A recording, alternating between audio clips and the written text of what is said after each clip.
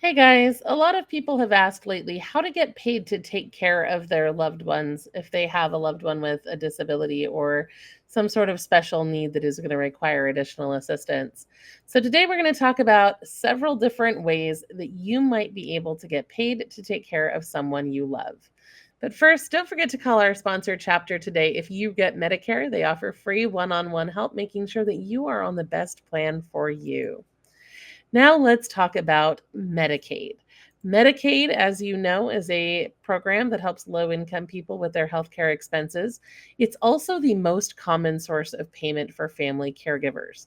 That's because many states offer what's called consumer directed or self directed care options. These programs allow the person receiving care to basically manage a budget that they're given. And with that budget, they can hire their own caregivers, which can include a family member. A person may be approved for a certain number of hours of in home services. And then through the self directed program, they can direct that to pay a family member, sometimes even a spouse, to provide that care for them. Now, every state manages their own Medicaid program. So these programs often have different names in different areas. And we're specifically talking about the names of those consumer directed programs within Medicaid. So in California, that might be called in home supportive services. In New York, it's Consumer Directed Personal Assistance Program. In New Jersey, it's the Personal Preference Program. In Washington, it's the WA Cares Fund, which is supposed to start in July of 2026, I believe. And then in Illinois, it's called the Home Services Program. If you don't see your state on this list, please don't panic. It may still be available to you, but as you can see, it may be under a slightly different name, so you may have to do a little bit of digging there. And as usual, each one of these programs may have different rules and eligibility requirements and so on. It is a little bit of a hassle, but in a lot of areas, it is possible to get assistance with that care. So make sure that you check that out. Now, let's talk about VA programs because if you have a veteran that you're taking care of, there is a whole bunch of different ways that you may be able to get support with that. So, the VA has several different caregiver programs. Aid in Attendance provides monthly cash benefits to veterans and their spouses. This money can be used at the recipient's discretion, including to pay for in home care from a family member. Veteran directed care is a lot like consumer directed care in Medicaid. Basically, the veteran is given a monthly budget or a designated amount of hours, and then they can hire whoever they want, such as a family member, to provide that in home care. It does look like you cannot hire your spouse to provide that care under that program. They also have a program of general caregiver support, which doesn't provide financial help, but it does provide peer support, skills training, coaching, and everything else. My very favorite program that the VA offers is called the Program of Comprehensive Assistance for Family Caregivers. This offers a ton of benefits, including a monthly stipend that in some cases can be worth more than $2,000 a month. So if you are eligible for this, it is an absolute miracle for so many people. To be eligible, the veteran must be enrolled in VA healthcare and have been discharged from the military or have a date for their medical discharge and have a VA disability rating of 70% or higher. That can be for an individual disability or a combined disability table rating of 70% or more.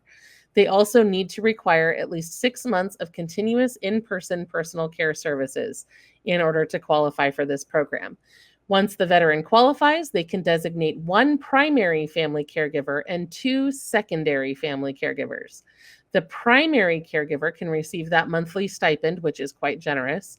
They also can receive CHAMP VA health care, which is quite good, as well as free legal and financial advice for certain things and access to military commissaries, exchanges, and recreation retail facilities.